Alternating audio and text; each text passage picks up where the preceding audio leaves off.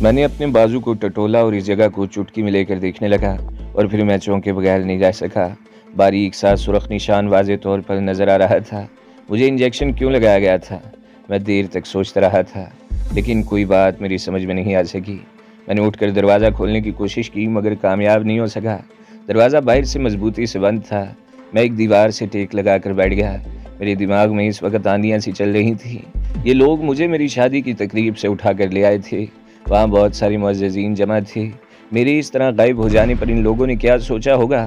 تابندہ کیا سوچتی ہوگی؟ اس کی کیا حالت ہوگی؟ کیا مجھے دھوکے باز سمجھ کر انسپیکٹر فرمان نے میرے بارے میں سب کچھ بتا دیا ہوگا؟ میرے دل میں طرح طرح کے خیالات آ رہے تھے۔ کیا مجھے دھوکے باز سمجھ کر انسپیکٹر فرمان کو میرے بارے میں سب کچھ بتا دیا ہوگا؟ میرے دل میں طرح طرح کے خیالات آ رہے تھے۔ مجھے اور کسی کی پرواہ نہیں تھی، مجھے صرف تابندہ کی پریشانی تھی۔ تحریمی بہت خبیث انسان ثابت ہوا تھا۔ یہ مجھ سے ایسی تحریر پر دستخط کرانے چاہتا تھا کہ میں زندگی بھر اس کے چنگل میں پھنسا رہوں اور اس کے اشاروں پر ناچتا رہوں۔ تحریمی بچ گیا تھا۔ اگر وہ اکیلا میرے ہاتھ میں آ جاتا تو اس کی گردن مروڑ دیتا، لیکن اس کے گرگوں نے اسے بچا لیا تھا۔ اس تہہ خانے میں وقت کا اندازہ لگانا مشکل تھا۔ مجھے یہ پتہ نہیں تھا کہ میں کتنی دیر بے ہوش پڑا رہا تھا۔ میرے دماغ پر غنودگی سی طاری ہو رہی تھی۔ میں نے ٹانگیں پھیلا لی، میری آنکھیں خود بخود بند ہوتی چلی گئیں۔ دوبارہ آنکھ کھلی تو صورتحال جوں کی توں تھی۔ میں گرد آلود فرش پر پڑا تھا، میرا جسم بری طرح دکھ رہا تھا۔ اس کے ساتھ ہی میں نے ایک بات اور محسوس کی، مجھ پر عجیب طرح کی سستی اور نکاہت سی طاری ہو رہی تھی۔ پتہ نہیں کتنا وقت گزرا ہوگا، گھنٹہ 2 گھنٹہ، مجھے کچھ اندازہ نہیں تھا۔ دروازہ کھلنے کی آواز سن کر میں اس کی طرف دیکھا۔ 3 آدمی اندر داخل ہوئے۔ رستم، سہراب اور تیسرا چہرہ میرے لیے اجنبی تھا۔ وہ تینوں میرے قریب آ کر رک گئے۔ میں نے اپنی جگہ سے اٹھنے کی کوشش کی تو رستم اور سہراب نے مجھے گرفت میں لے لیا۔ تیسرے آدمی نے جیب سے ایک سرنج نکالی، اس میں مٹیالے سے رنگ کا کوئی سیال بھرا ہوا تھا۔ اس نے نیڈل پر چڑھی ہوئی پلاسٹک کی کیپ اتار کر پھینک دی اور سوئی میرے بازو میں پیوست کر دی۔ سرنج میں بھرا ہوا سیال آہستہ آہستہ میرے جسم میں منتقل ہونے لگا۔ مجھ پر اس وقت عجیب سی کیفیت طاری تھی۔ وہ تینوں مجھے چھوڑ کر دروازے کی طرف بڑھ گئے اور میں اپنی جگہ بے حس و حرکت پڑا، متوحش سی نظروں سے ان کی طرف دیکھتا رہا۔ ان دونوں کے کمرے سے باہر نکلتے ہی دروازہ باہر سے بند ہو گیا۔ میں باوجود کوشش کے ایک لفظ بھی زبان سے ادا نہیں کر پایا اور خالی نظروں سے بند دروازے کو دیکھتا رہا۔ میرے دماغ میں اس وقت ایک عجیب سی سنسناہٹ ہو رہی تھی اور میں خود کو ہواؤں میں اڑتا ہوا محسوس کر رہا تھا۔ میں اپنی اس کیفیت پر حیران تو ضرور تھا، لیکن اس وقت میرا ذہن کچھ بھی سوچنے پر آمادہ نہیں تھا۔ میری آنکھیں خود بخود بند ہوتی چلی گئیں۔ ذہن ایک بار پھر تاریکیوں میں ڈوبنے لگا، لیکن مکمل تاریکی چھانے سے پہلے ایک کوندا سا میرے ذہن میں لپکا۔ لفظ ہیروئن میرے ذہن کی اسکرین پر ابھرا اور اس کے بعد میرے حواس نے ایک بار پھر میرا ساتھ چھوڑ دیا۔ نہ جانے میں کب تک یوں ہی ہوش و حواس سے بیگانہ پڑا رہا۔ جب میری آنکھ کھلی تو میری کیفیت پہلے سے زیادہ خراب ہو رہی تھی۔ چند لمحوں تک تو مجھے یہ بھی یاد نہیں آ سکا کہ میں اس وقت کہاں موجود ہوں۔ میری زبان چمڑے کی طرح سخت ہو رہی تھی، مجھے شدید پیاس محسوس ہو رہی تھی اور نکاہت بھی پہلے سے کئی گنا بڑھ گئی تھی۔ رفتہ رفتہ میرے حواس پر چھائی ہوئی دھند ذرا چھٹی اور میں نے اٹھنے کی کوشش کی تو اذیت کی ایک لہر میرے سارے جسم میں دوڑ گئی۔ میں نے سختی سے دانت پر دانت جمائے اور کسی نہ کسی طرح دیوار سے ٹیک لگا کر بیٹھ گیا۔ اس تہہ خانے میں دن یا رات کے بارے میں اندازہ لگانا ناممکن تھا۔ چھت پر وہی مدھم روشنی کا بلب روشن تھا اور پنکھا بھی بدستور چل رہا تھا۔ پنکھا چلنے کی مدھم سی سرسراہٹ کے علاوہ ارد گرد مکمل خاموشی طاری تھی۔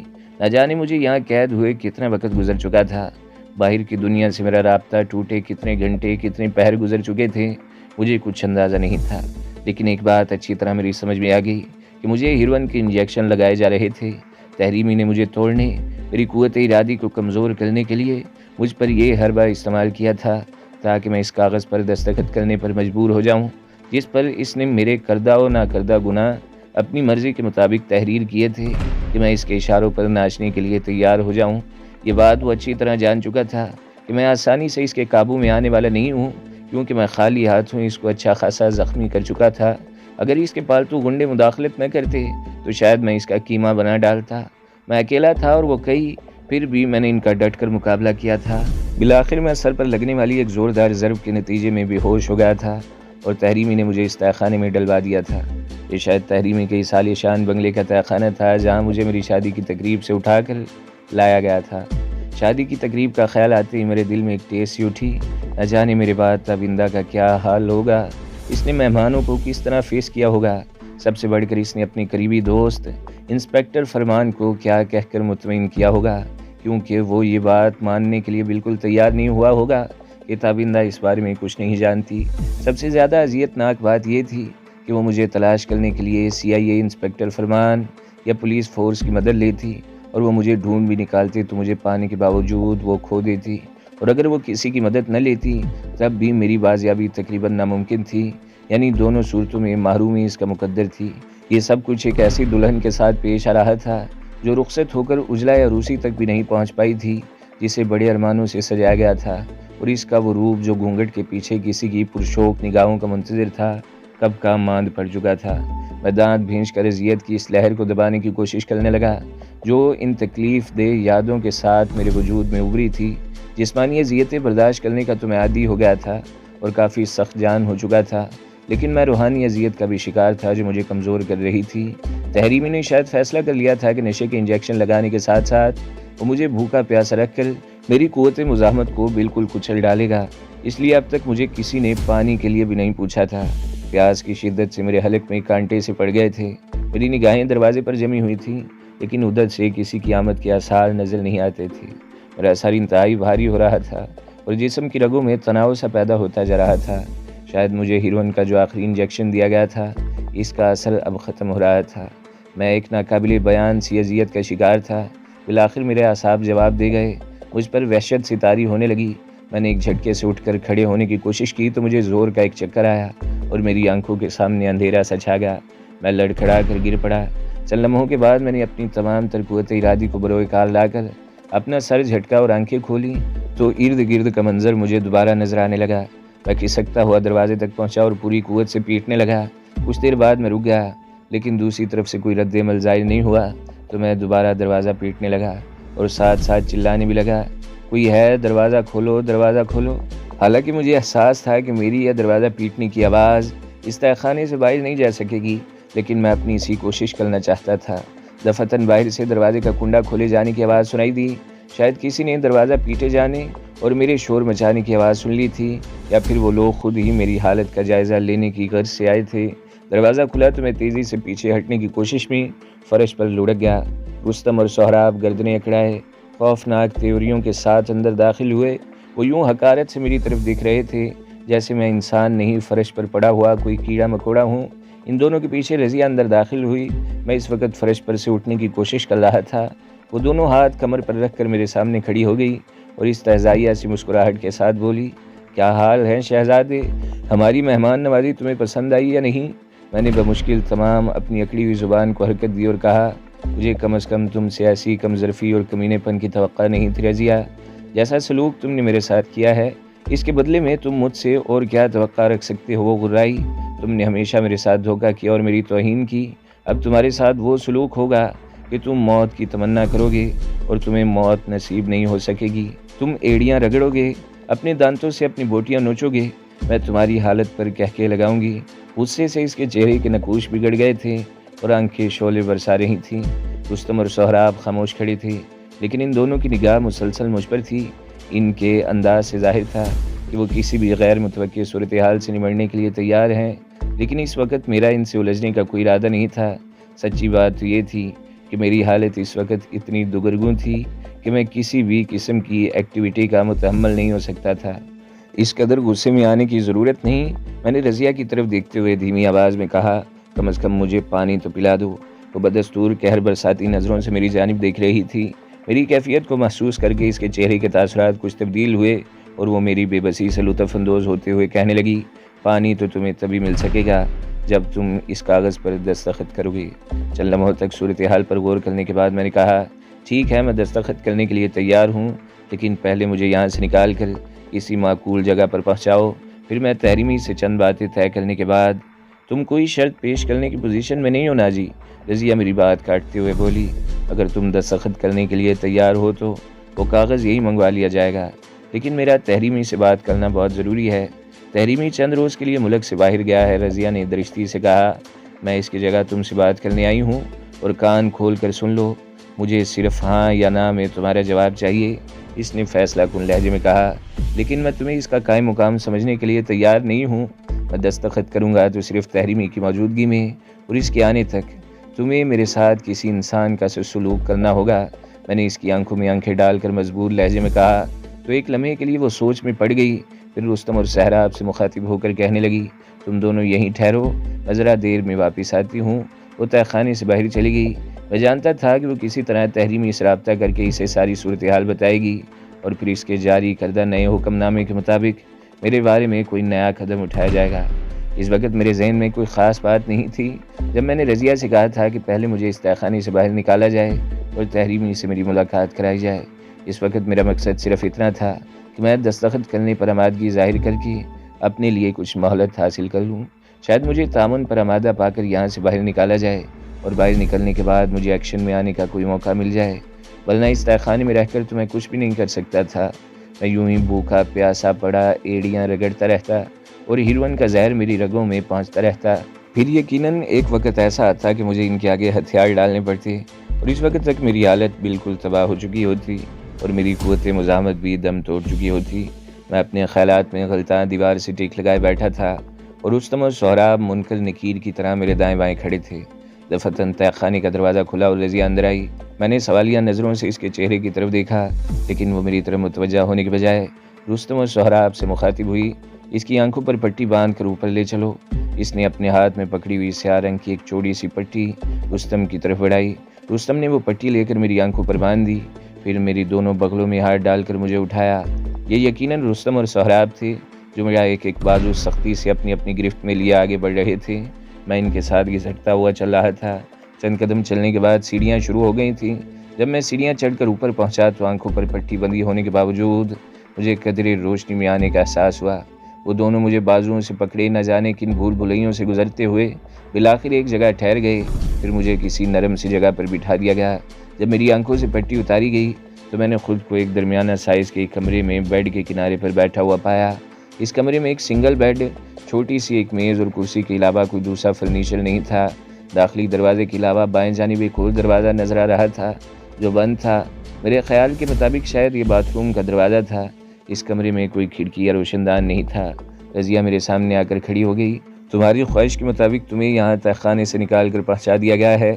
کچھ دیر بعد تمہیں کھانا اور پانی بھی مل جائے گا اور تمہاری مرہم پٹی بھی کروا دی جائے گی، لیکن کسی بھی قسم کی گڑبڑ کا خیال ہرگز دل میں نہ لانا، ورنہ تمہیں پہلے سے بھی زیادہ سخت سزا دی جائے گی اور یہ بھی ہو سکتا ہے کہ تمہیں مجبوراً جان سے مارنا پڑے۔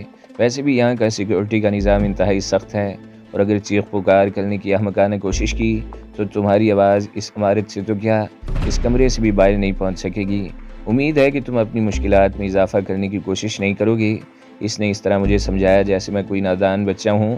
انتہائی خراب حالت میں ہونے کے باوجود اس کی بات سن کر میرے لبوں پر مسکراہٹ پھیل گئی۔ میں نے کہا، جب یہاں کا سیکورٹی سسٹم اتنا مؤثر ہے تو تم مجھ سے اتنی خوفزدہ کیوں ہو؟ تہہ خانے سے اوپر اس کمرے تک آنے کے لیے تم نے میری آنکھوں پر پٹی بندھوائی اور ان دو جلادوں کو بھی اب تک میرے سر پر مسلط کر رکھا ہے۔ میں نے رستم اور سہراب کی طرف اشارہ کیا۔ میری بات سن کر اس کے چہرے کے تاثرات ایک بار پھر تبدیل ہونے لگے، لیکن اس نے خود پر قابو پا لیا اور شاید مصلحتاً مجھے کوئی تلخ جواب نہیں دیا۔ چند لمحوں تک وہ سپاٹ سی نظروں سے میری جانب دیکھتی رہی، پھر کہنے لگی، تحریمی نے تمہیں پیغام دیا ہے کہ اگر تم اس کی عدم موجودگی میں بھی اس کاغذ پر سائن کر دو تو تمہیں آزاد کر دیا جائے گا۔ نہیں، سائن تو میں تحریمی کی موجودگی میں ہی کروں گا، میں نے فیصلہ کن لہجے میں کہا۔ میں اس کا انتظار کرنے کے لیے تیار ہوں۔ رضیہ نے میری بات کا کوئی جواب نہیں دیا، گویا اسے مجھ سے اسی جواب کی توقع تھی۔ اس نے رستم اور سہراب کو چلنے کا اشارہ کیا، پھر وہ تینوں چلے گئے اور کمرے کا دروازہ باہر سے بند ہو گیا۔ ان تینوں کے جانے کے بعد میں نے ایک بار پھر کمرے کا جائزہ لیا، باتھ روم کا دروازہ کھول کر وہاں کا بھی جائزہ لیا۔ باتھ روم میں بھی کوئی روشن دان وغیرہ نہیں تھا۔ میرے زخموں پر ٹیسیں اٹھ رہی تھیں۔ میں نے بمشکل تمام الٹا سیدھا منہ ہاتھ دھویا اور آ کر بستر پر گر گیا۔ ذرا سی دیر بعد ایک شخص میرے لیے کھانا اور پانی لے کر آیا۔ اس کے ساتھ ایک آدمی اور تھا جو بظاہر تو خالی ہاتھ تھا، لیکن اس کا ایک ہاتھ پینٹ کی جیب میں تھا۔ وہ کڑی نظروں سے مجھے گھور رہا تھا، لیکن میں اس کی طرف توجہ دینے کے بجائے پانی کی طرف متوجہ ہو گیا۔ وہ دونوں خاموشی سے باہر چلے گئے۔ تہہ خانے سے باہر نکلتے ہی مجھے اس بات کا احساس تو ہو گیا تھا کہ یہ دن کا وقت تھا، لیکن تاریخ اور وقت کے بارے میں ابھی تک لا علم تھا، کیونکہ میری ریسٹ واچ یہاں آنے کے بعد تحریمی اور اس کے گرگوں سے ہاتھا پائی کے دوران کھل کر گر گئی تھی۔ اس کمرے میں بھی کوئی وال کلاک وغیرہ نہیں تھا۔ مجھے بالکل اندازہ نہیں تھا کہ یہاں آئے ہوئے کتنا وقت گزر چکا ہے، لیکن اس تمام عرصے کے دوران میں اتنی اذیتیں سہ چکا تھا کہ کہ مجھے یہ عرصہ صدیوں پر محیط محسوس ہو رہا تھا، اور میں جانتا تھا کہ تابندہ کے محسوسات بھی یہی ہوں گے۔ میں اپنی کوشش کے نتیجے میں اپنے لیے کافی رعایت حاصل کرنے میں کامیاب ہو گیا تھا، لیکن میں نہیں جانتا تھا کہ میرا اگلا قدم کیا ہوگا۔ ابھی میرے ذہن میں کچھ بھی واضح نہیں تھا۔ یہی غنیمت تھا کہ میں اس حکومت خانے سے باہر آ گیا تھا۔ حقیقت یہ تھی کہ مجھے تحریمی سے کسی رعایت کی توقع نہیں تھی، جبکہ رضیہ بھی میری جان کی دشمن ہو رہی تھی، لیکن تحریمی نے نہ جانے کس خیال کے تحت میرا مطالبہ منظور کر لیا تھا۔ مجھے اس کمرے میں آئے کئی گھنٹے گزر چکے تھے۔ کھانا وغیرہ پہنچانے کے بعد میرے پاس کوئی نہیں آیا تھا۔ سب سے اچھی بات یہ تھی کہ اس دوران مجھے وہ منحوس انجیکشن لگانے کی کوشش نہیں کی گئی۔ میرے خیال کے مطابق رات ہو چکی تھی۔ میرے زخموں پر رہ رہ کر ٹیسیں سی اٹھ رہی تھیں، کئی جگہوں پر اندرونی چوٹیں بھی آئی تھیں، ان میں درد ہو رہا تھا۔ میں اپنے دکھتے ہوئے سر پر ہاتھ رکھے سوچ رہا تھا کہ رضیہ نے مجھے فرسٹ ایڈ دینے کی بات تو کی تھی، لیکن کمبخت نہ جانے کہاں غائب ہو گئی تھی۔ ابھی مجھے اس کا خیال یہ آیا تھا کہ وہ شیطان کی طرح حاضر ہو گئی۔ اندر آ کر اس نے دروازہ بند کر دیا، گویا اس وقت وہ کسی دم چھلے کو ساتھ نہیں لائی۔ ایک ہاتھ میں اس نے فرسٹ ایڈ باکس پکڑا ہوا تھا۔ وہ میرے قریب بیٹھ کر غور سے میرے چہرے کے زخموں کا جائزہ لینے لگی۔ میں اس کے تاثرات کا جائزہ لے رہا تھا۔ اس وقت اس کے چہرے پر سختی کی بجائے نرمی تھی، ورنہ اس سے پہلے تو آتش فشاں بنی ہوئی تھی۔ مجھے مسلسل اپنی جانب گھورتا ہوا پا کر کہنے لگی، اس طرح کیا دیکھ رہے ہو؟ میں نے ایک طویل سانس لیتے ہوئے کہا، دیکھ رہا ہوں، کبھی دشمن جاں بن جاتی ہو، کبھی مسیحا۔ وہ باکس سے دوا اور کارٹن وغیرہ نکال کر میز پر رکھتے ہوئے کہنے لگی، تم مجھے دشمنی کا رویہ اختیار کرنے پر مجبور کر دیتے ہو۔ کوئی عورت اپنی اس قدر توہین برداشت نہیں کر سکتی، ورنہ کیا تم نہیں جانتے کہ میں تمہیں کتنا چاہتی ہوں؟ میں اس کی چاہت کے دعوے پر دل ہی دل میں مسکرایا، کیونکہ میں اس کی چاہت کی حقیقت سے خوب واقف تھا۔ اس نے جس راستے پر مجھے ڈالا تھا، اس پر چلتے چلتے آج میں اس مقام پر پہنچ گیا تھا جہاں سے واپسی کا کوئی راستہ نظر نہیں آ رہا تھا۔ میں نے مصلحتاً مسکرا کر کہا، میں بھی تو تمہیں اتنا ہی چاہتا ہوں، لیکن ہم دونوں ہی حالات کی ستم ظریفیوں کا شکار رہتے ہیں اور اسی وجہ سے ایک دوسرے سے بدگمان ہو جاتے ہیں۔ تو پھر تم صرف مجھ کو ہی کیوں الزام دیتے ہو؟ وہ روئی کو کسی اینٹی سیپٹک میں بھگو کر میرے زخموں کو صاف کرتے ہوئے کہنے لگی۔ میں نے کہا، میں کوئی الزام نہیں دے رہا، چلو جو ہوا سو ہوا۔ میرے خیال میں اب ہم دونوں کا حساب برابر ہو چکا ہے۔ وہ میرے زخم پر ٹیوب لگاتے لگاتے رک کر معنی خیز نظروں سے مجھے دیکھنے لگی۔ میں تمہاری تمام رقم اور وہ زیورات تمہیں واپس کر دوں گا۔ میں نے اس کی نظروں کا مطلب سمجھتے ہوئے جلدی سے کہا۔ وہ خاموش رہی، پھر میں نے آہستگی سے پوچھا، رضیہ تم لوگوں نے تابندہ کے ساتھ تو کچھ نہیں کیا نا؟ وہ طنزیہ انداز میں مسکرائی، تابندہ کا بڑا خیال ہے تمہیں، اس کے پاس ایسا کیا ہے جو میرے پاس نہیں ہے؟ میں اس سے الجھنا نہیں چاہتا تھا، اس لیے میں نے لجاجت سے کہا، رضیہ پلیز، تم جانتی ہو وہ بے قصور ہے، اور میں اس کے بارے میں اس لیے فکر مند ہوں کہ وہ بالکل اکیلی ہے۔ بے فکر رہو، ہم نے اس کے ساتھ کوئی زیادتی نہیں کی، ویسے وہ اپنے بنگلے میں موجود نہیں ہے۔ تمہیں کیسے معلوم؟ میں بے اختیار سیدھا ہو کر بیٹھ گیا۔ مجھے اس بات پر خوشی ہوئی تھی کہ شاید وہ کسی محفوظ جگہ پر منتقل ہو گئی تھی۔ رضیہ نے کوئی جواب دینے کے بجائے ایسی نظروں سے میری طرف دیکھا جیسے میری جہالت اور کم علمی پر افسوس کر رہی ہو۔ وہ اب میری مرہم پٹی سے فارغ ہو چکی تھی۔ اس نے 2-3 زخموں پر ٹیپ کی مدد سے بینڈیج چپکا دی اور چند ایک معمولی زخموں پر ٹیوب لگا کر یوں ہی کھلا چھوڑ دیا۔ میں نے اس کی کارکردگی کا جائزہ لیتے ہوئے کہا، یہ تو ٹھیک ہو گیا، لیکن سارے جسم میں شدید درد ہو رہا ہے، اس کے لیے میں تمہیں پین کلر دوں گی۔ وہ لاپرواہی سے بولی، پھر میرے بازوں کو ٹٹولتے ہوئے کہنے لگی، کچھ نہیں ہوتا، تمہیں بہت سخت جان ہو۔ میں نے کہا، وہ تو ٹھیک ہے، لیکن یہ تو بتاؤ تم نے یہ ڈاکٹری کب سے سیکھ لی؟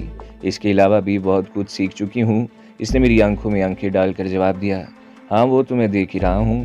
میں نے سر سے پاؤں تک اس کا جائزہ لیتے ہوئے معنی خیز انداز میں کہا۔ وہ اس وقت بھی ایسے لباس میں تھی جس میں اس کا حسن اور نمایاں ہو رہا تھا۔ میں اس طرح اپنی طرف متوجہ دیکھ کر اس کی آنکھوں میں بھوکی بلی کی طرح وحشیانہ چمک نظر آئی۔ میں نے اس کا ہاتھ پکڑ کر ہلکا سا جھٹکا دیا تو وہ میرے اوپر آن پڑی۔ میں نے اسے باہوں میں جکڑ لیا، پھر تند و تیز جذبات کا ایک ریلا آیا اور بالآخر گزر گیا۔ اس دوران مجھ پر یہ انکشاف ہوا کہ وقت گزرنے کے ساتھ ساتھ رضیہ کے جذبات میں پہلے سے زیادہ تندی آتی جا رہی ہے۔ کچھ دیر بعد وہ پرسکون انداز میں آنکھیں موندے میرے پہلو میں لیٹی ہوئی تھی اور اس کے لبوں پر ایک فاتحانہ مسکراہٹ کھیل رہی تھی۔ میں اپنے آپ کو سنبھال چکا تھا اور اس وقت رضیہ کی کیفیت پر غور کرتے ہوئے اس سے فائدہ اٹھانے کے بارے میں غور کر رہا تھا۔ یکایک وہ بڑبڑائی، میں تمہیں صرف اپنے پاس دیکھنا چاہتی ہوں نا جی۔ پھر اس نے آنکھیں کھول دی اور میری طرف دیکھتے ہوئے کہنے لگی، پہلے تمہیں وہ نرگس لے اڑی اور اب یہ تابندہ، میں ہرگز برداشت نہیں کر سکتی۔ اس کی آواز میں گھٹراہٹ سی آ گئی۔ تو دوستو، اگلی قسط سننے کے لیے ہمارے چینل کو ضرور سبسکرائب کریں، ویڈیو کو لائک کریں اور بیل کے آئیکن پر بھی کلک کر دیں تاکہ ہر جو آنے والی ویڈیوز ہیں وہ آپ کو سب سے پہلے ملتی رہیں۔